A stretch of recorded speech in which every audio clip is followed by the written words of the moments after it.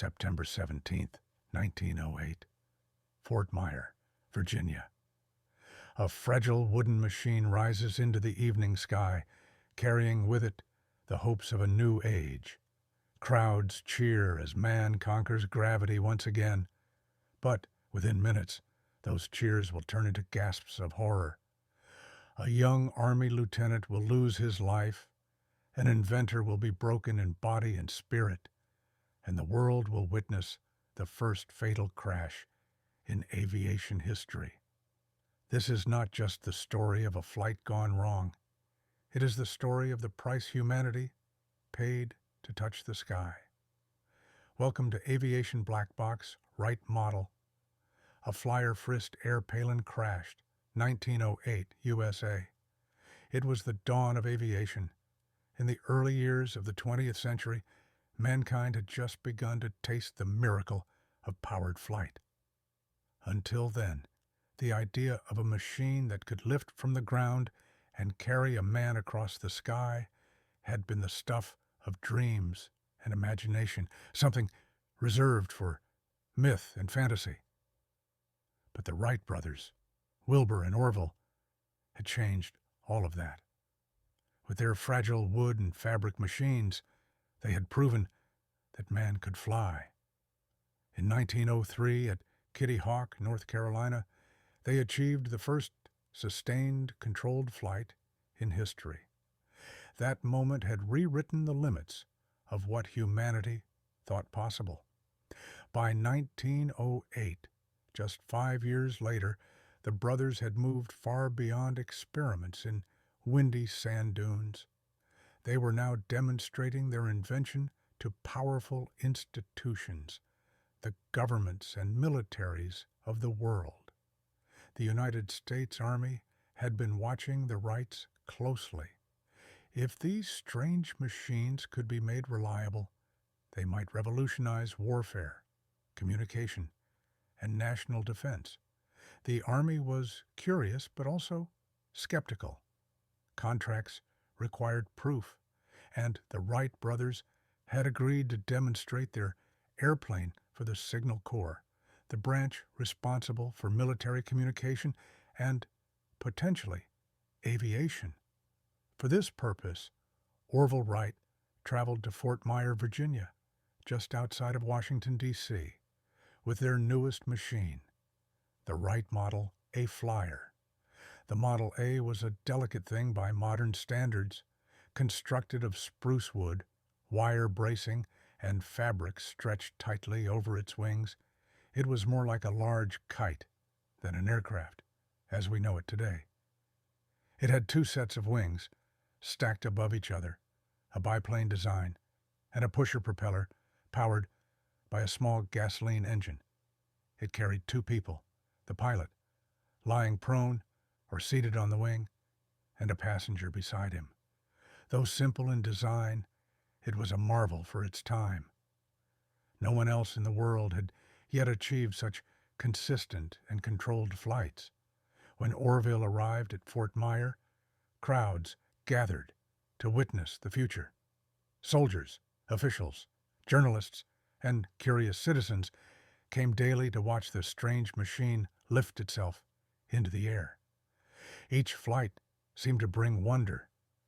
Orville handled the machine with quiet confidence, circling the parade grounds, banking gracefully, and demonstrating that this was no circus trick. This was real flight, reliable and repeatable. As the days went on, excitement grew. The Army began to see possibilities, reconnaissance from the air, messages delivered faster than horses or telegraph lines, even the ability to strike enemies in ways never before imagined. Among the officers most interested was a young man named Lieutenant Thomas Ethelyn Selfridge. He was just 26 years old, a graduate of West Point, and an enthusiastic supporter of aviation. Unlike most officers of his time, Selfridge had already flown before. He had tested an earlier aircraft, built by another aviation pioneer, Alexander Graham Bell's Aerial Experiment Association. Selfridge was considered the Army's rising star in this strange new field, a man destined to shape the military's understanding of flight. When he was assigned to ride as a passenger with Orville Wright during the demonstration flights, he accepted eagerly. On the afternoon of September 17th, 1908, weather conditions were good. The air was calm, the sky clear, the crowd ready. Orville prepared the Model A flyer for another flight, this time with Lieutenant Selfridge beside him. Witnesses reported that the young officer was excited, even smiling, as he climbed into the fragile seat. For Orville, this was just another demonstration. He had flown dozens of times already at Fort Myer, each flight building confidence. The machine had proven reliable. There was no reason to expect anything different this time. At around 5 p.m., the propellers spun to life, the little engine roaring with mechanical determination. The aircraft rattled forward across the ground, gaining speed until its fragile wheels lifted free of the earth. Slowly, gracefully, the flyer climbed into the sky, circling the parade ground as it had done so many times before. The crowd below cheered, watching as history unfolded before their eyes. But within moments, the flight took a darker turn. As the aircraft circled, Orville suddenly heard a loud crack, a vibration unlike anything he had felt before. Unknown to him, one of the propellers had developed a split. With each revolution, the crack widened. The vibration shook the engine, straining its mountings, rattling the machine's delicate frame. Orville tried to nurse the aircraft carefully, but the damage grew worse. Then, in an instant, disaster struck. A piece of the propeller broke free, striking the wires that controlled the rudder. The control system failed. The aircraft lurched violently. Witnesses gasped as the Wright flyer, steady only moments before, went into a sudden dive. At about 150 feet above the ground, Orville struggled desperately to regain control, pulling the levers, trying to stabilize the wings. For a brief moment, the machine seemed to respond, but it was too late. With a sickening descent, the flyer plunged nose first into the ground. The impact was violent. The fragile structure shattered like matchsticks, splintering into fragments of wood and cloth. Dust and screams filled the air as soldiers and spectators rushed toward the wreckage. Orville was thrown hard against the structure, his body broken but alive. Lieutenant Selfridge, however, bore the full force of the crash. The young officer suffered a skull fracture. Despite immediate attempts to save him, Thomas Selfridge became the first person in history to die in an airplane crash. He was just 26 years old. Orville lay in the wreckage, dazed and in pain. He had broken ribs, a fractured hip, and deep cuts, but he survived. For weeks, he would remain in the hospital, haunted by the accident. In later years, Orville would confess that he carried the weight of Selfridge's death all his life. He had believed his machine safe, and yet his passenger had paid the ultimate price. The crash sent shockwaves through the nation. Newspapers carried the story on their front pages. Army officer killed in airship crash. Public opinion wavered. Was flight too dangerous? Were these machines a reckless experiment, better left abandoned? Yet even amid the tragedy, something remarkable happened. Instead of ending the Wright brothers' dream, the accident highlighted just how real and powerful their invention was. The Army did not walk away. In fact, despite the crash, the Signal Corps continued its interest in aviation. Within a year, the Army would purchase its first Wright airplane, launching the age of military aviation. The death of Thomas Selfridge, however, was not forgotten. His name became etched into the history of flight, not just as a casualty, but as a pioneer who willingly stepped into the unknown. He believed in aviation, and he believed it was worth the risk. Today, he is remembered as the first passenger to give his life in the sky. His sacrifice, though tragic, helped spur the progress that would eventually make aviation one of the safest forms of transportation known to man. For Orville Wright, the memory lingered. He returned to flying after his recovery, but the shadow of that day followed him. Safety became an ever more important consideration.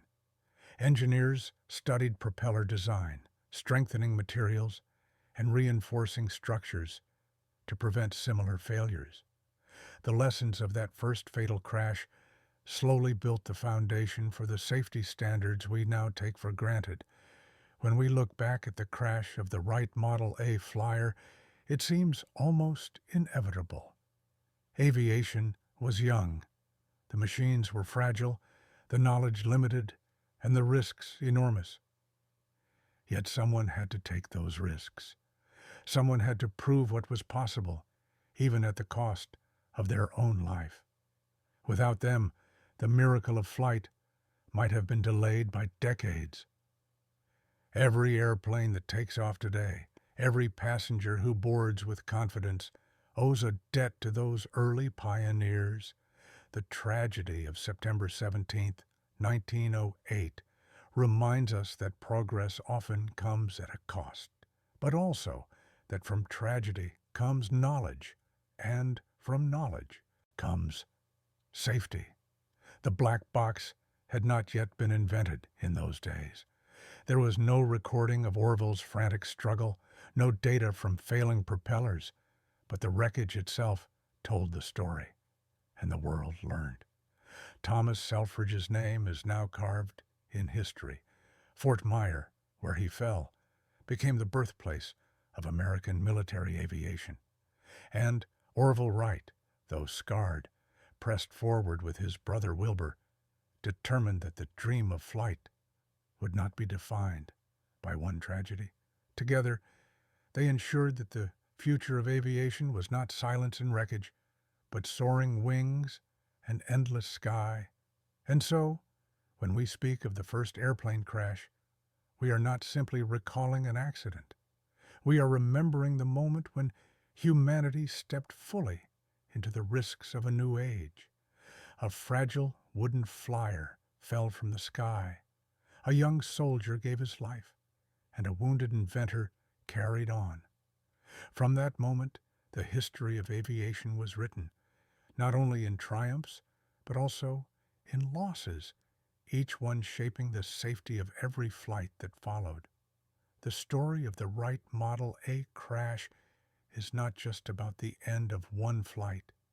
It is about the beginning of aviation safety, the price of progress, and the voices of pioneers who dared to climb into fragile wings so that one day generations could cross oceans in comfort and confidence.